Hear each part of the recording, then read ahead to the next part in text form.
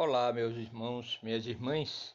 Hoje nós continuaremos o tema Lei de Causa e Efeito, sobre a Lei de Causa e Efeito, algumas considerações, já que ontem nós enviamos, por ser grande, o áudio ficava com 9 minutos ou mais de 9 minutos, e nós não costumamos enviar áudio com mais de 6 minutos, 5, 6 minutos, normalmente até exagerando um pouquinho mais de 6 minutos. Então nós achamos conveniente dividir e hoje nós estamos aqui, continuando inclusive com um tema que se encontra no mesmo livro nosso. Escrevemos para a Casa Editora Clarim, que é De Jesus para Você. Então, veja bem o que diz aqui. Os compromissos adquiridos com a relação à lei de causa e efeito são intransferíveis. É desprovido de lógica o que popularmente se divulga. O filho está pagando as maldades cometidas pelo pai. Sobre essa questão, é oportuno relembrar o ensinamento de Jesus a cada um segundo as suas obras. E o de Jeremias, que disse: naqueles dias já não dirão os pais comeram uvas verdes e os dentes dos filhos é que se embotaram. Isso nós encontramos já em Jeremias, conforme já fizemos referência, né? O filho pagar pelos erros do pai seria, em verdade, uma grande injustiça incompatível com a perfeição das leis que regem o universo. Pode acontecer, sem dúvida, que um pai comprometido com a lei, através de um resgate individual do filho, seja atingido por ela, sem que isso represente transferência de débito, mas apenas cada um recebendo o que merece de acordo com a lei. Um dos mais lastimáveis equívocos com relação à lei de causa e efeito, e como consequência com relação à lei de evolução, é a teoria da metempsicose. O espírito, depois de encarnar como homem, poderá, como expiação, reencarnar como animal. Como aceitar que, depois de milênios estagiando nos reinos inferiores, o princípio espiritual progrida, atinja um nível superior de inteligência e de sentimentos e de repente retrograda? É como se um estudante de nível superior, por não ter logrado êxito em um determinado período, em vez de repetir a experiência, retornasse ao curso primário.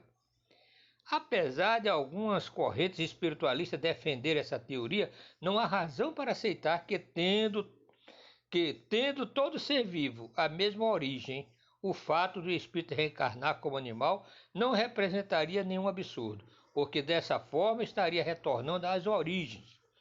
Esse é um sofisma inaceitável. Os espíritos responsáveis pela codificação se manifestam sobre o assunto na questão 611 do Livro dos Espíritos. Vamos aqui fazer referência. Terem os seres vivos uma origem comum no princípio inteligente não é a consagração da doutrina da metempsicose? Resposta: duas coisas podem ter a mesma origem e absolutamente não se assemelharem mais tarde. Quem reconheceria a árvore com suas folhas, flores e frutos no germe informe que se contém na semente, de onde ela surge?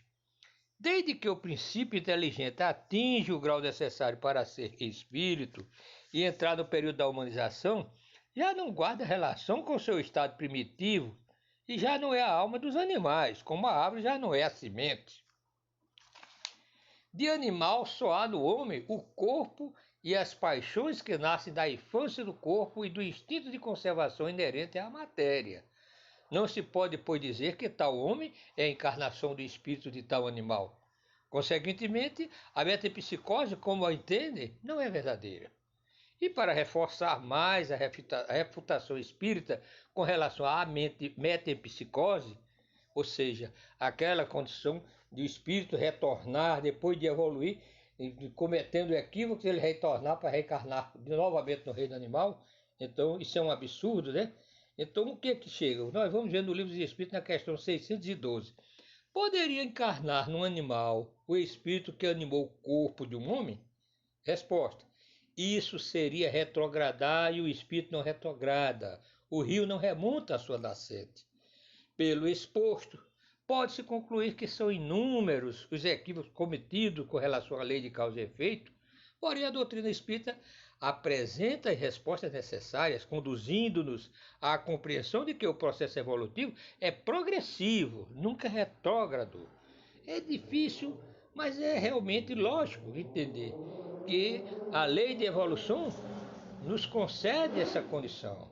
Nós não retornamos, não retrogradamos, a lei é progressiva. Então, meus irmãos, e outra coisa interessante que nós vimos aqui, que precisamos, vamos fazer uma retrospectiva, é a questão de algumas vezes dizermos que o filho está pagando pelo pai. Na verdade, não é. Cada qual paga por si.